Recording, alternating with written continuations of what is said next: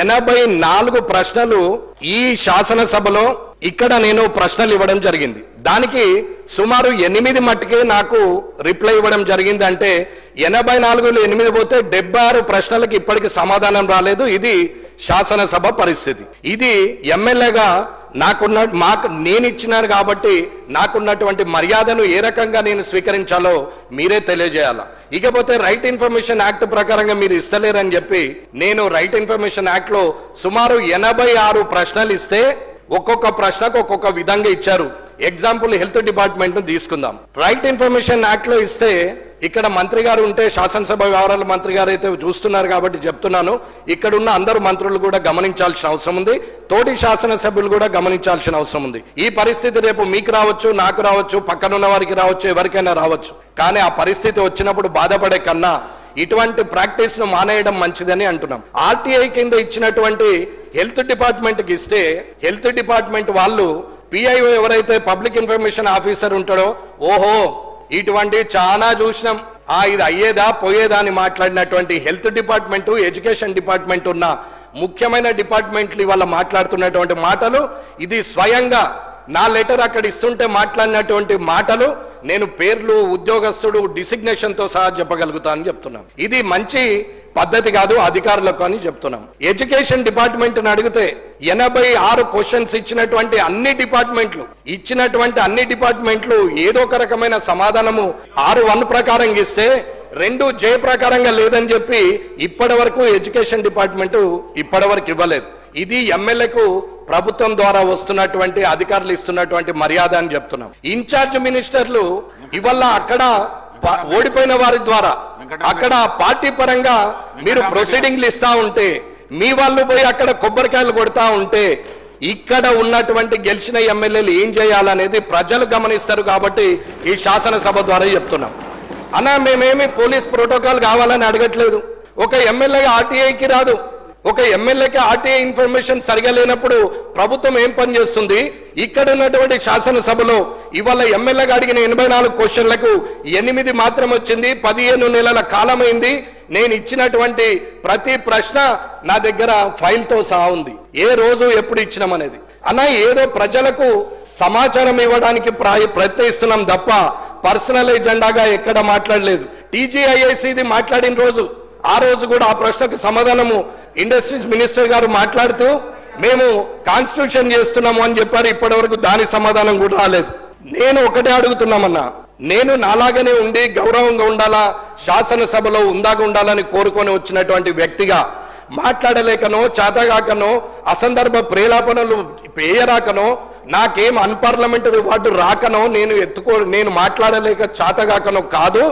రాజకీయాల్లో హుందాగా శాసనసభకు గౌరవం పెరగాలి, మీకు గౌరవంగా ఉండాలి, అధికారులకు గౌరవం ఉండాలని ఓపిక పడుతుంటే 15 నెలలుగా మీరు ఇలాగే చేస్తా ఉంటే రానున్న కాలంలో మరి నా పద్ధతి మార్చుకోవాల్సిన అవసరం వస్తుందా అనేది ఒక ఆలోచన ఉంది. కాబట్టి దయచేసి తొందరగా అన్ని డిపార్ట్మెంట్ల నుంచి రైట్ ఇన్ఫర్మేషన్ యాక్ట్ లో రావాలా. అవి ఏవి కూడా ప్రశ్నలకు సమాధానం చెప్పలేని స్థితిలో ప్రభుత్వము, శాసనసభ ఉంది అంటే అది మీకే సిగ్గుచేటు, నాకు సభ్యుడిగా కూడా నాకు కూడా సిగ్గుచేటనే మాట్లాడుతున్నాను. కాబట్టి ఇవాళ ప్రభుత్వం నిజంగా ధైర్యంగా ఉండి చేస్తున్నది నిజమే అయినప్పుడు అడిగిన ప్రశ్నకు సమాధానం ఇవ్వాల్సిన అవసరము అధికారులకు ఉన్నది, అలాగే ప్రభుత్వానికి ఉన్నది అని చెప్తున్నా నేను. అలా ఇది శాసనసభలో జరుగుతున్న ఈ 84 క్వశ్చన్లకు రైట్ ఇన్ఫర్మేషన్ యాక్ట్ లో ఇచ్చిన ఆ 86 ప్రశ్నలకు ఇప్పటి వరకు 9% కూడా నా చేతికి అందనప్పుడు ప్రజలకు సమాధానం చెప్పే ధైర్యం మీకు లేనట్ట, లేకపోతే అది పర్సనల్ ఎజెండా అనుకొని మీరు ఏమన్నా ఆలోచిస్తున్నారా? నేను నిజాయితీగా ఉండే వ్యక్తిని. మీరు పోయి కామారెడ్డి నియోజకవర్గంలో ఎవరిని అడిగినా నా గురించి అందరూ చెప్తారు. ఆఖరికి కాంగ్రెస్ పార్టీ వాళ్ళు, బీఆర్ఎస్ పార్టీ వాళ్ళు కూడా నా గురించి మంచి చెప్తారు తప్ప చెడు మాత్రం చెప్పరు. ఇది నాకున్నటువంటి క్యారెక్టర్ అని చెప్తున్నాం. కాబట్టి ఈ మర్యాద మీరు ఎలా తీస్తారు, మీరు ఎలా ఇవ్వగలుగుతారో అధ్యక్షుల ద్వారా నేను ప్రభుత్వాన్ని కోరుతున్నాం. ప్రొటెక్షన్ గురించి అడగట్లేదు, పోలీస్ ప్రోటోకాల్ అడగట్లేదు, కానీ పనుల విషయంలో అక్కడున్నటువంటి ప్రజల చేత ఎన్నుకోబడిన వ్యక్తి ఇచ్చినటువంటి ఏవైతే పనులు ఉంటాయో అవి శాంక్షన్ ఇన్ఛార్జ్ మినిస్టర్ గారు చేయాలి కానీ అసలే మొత్తానికే పక్కన పెట్టి మేమేదో చేస్తామంటే రానున్న కాలంలో ఊరుకునేది లేదు. నేనైతే ఇది హెచ్చరికగా మాట్లాడట్లేదు, ప్రభుత్వాన్ని రిక్వెస్ట్ చేసి మాట్లాడుతున్నాము. మీరు తప్పు నిర్ణయం తీసుకుంటే మేము మాట్లాడాల్సిన పరిస్థితి కూడా వస్తుందని తెలియజేసుకుంటూ ముగిస్తున్నాం. అధ్యక్ష, ఈరోజు సభలో గౌరవ శాసనసభ్యుడు రాకేష్ రెడ్డి గారు ఎత్తిన అంశం మీద 119 నియోజకవర్గాల్లో ఉన్నటువంటి శాసనసభ్యుల ప్రాతినిధ్యం ఏంటనేది ఒక ప్రశ్నగానే ఉంది. గత ప్రభుత్వంలో అయినా ఇప్పటి ప్రభుత్వంలో అయినా ప్రతిపక్షమా అధికార పక్షమా అనకుండా ఎమ్మెల్యేలకు ఉన్నటువంటి ప్రాతినిధ్యం ఏంటి, ఎమ్మెల్యేలు శాసనసభలో చేసే కార్యక్రమాలు కానీ లేదా తన నియోజకవర్గంలో ప్రజలచే ఎన్నుకోబడి శాసనం ద్వారా శాసనసభలో వచ్చినటువంటి వ్యక్తికి ఉన్నటువంటి విలువలేంటి అనేది ఒక్కసారి మీరు దాని గురించి చెప్పాల్సిన అవసరం ఉంది అధ్యక్ష. అలాగే ఇన్ఛార్జ్ మినిస్టర్ గా ఉన్న ఇన్ఛార్జ్ మినిస్టర్లు వారి పాత్ర ఎంతవరకు ఉంది, వారు ఆ జిల్లా మీద ఆధిపత్యం ఎంతవరకు ఉంటది, ఆ నియోజకవర్గాల్లో ప్రతిపక్ష పార్టీ ఎమ్మెల్యేలు ఉన్న దగ్గర వారి నియంత్రణ ఎలా కొనసాగుతుంది అనేది కూడా చూడాల్సిన అవసరం ఉంది. ఇన్ఛార్జ్ మినిస్టర్ అనే వారు జీవో ప్రకారంగా శాసనం ద్వారా నిర్మితమైనటువంటి వ్యక్తుల లేకపోతే పార్టీ ప్రభుత్వ పరంగా వారు ఇన్ఛార్జ్ మినిస్టర్లను పెట్టి ప్రతిపక్ష ఎమ్మెల్యేలను నియంత్రించే పరిస్థితి కోసం ఏర్పాటు చేసిందా అనేది మీరు తెలియజేయాల్సింది ఉంది అధ్యక్ష. ఇక్కడ ఎవరైతే ప్రజలచే ఎన్నుకోబడిన వారు ఉన్నారో వారిని వదిలేసి ఇన్ఛార్జ్ మినిస్టర్ల ద్వారా ఓడిపోయిన వారు పారిపోయిన వారు కాన్స్టిట్యున్సీని వదిలేసి వేరే దగ్గరికి పోయి పోటీ చేసినటువంటి వ్యక్తులను వారి ద్వారా అక్కడ శాంక్షన్లు ఇవ్వడం అనేది ఎంతవరకు సబబ్ అనేది ఇన్ఛార్జ్ మినిస్టర్లు అందరూ కూడా ఆలోచించాల్సిన అవసరం ఉంది.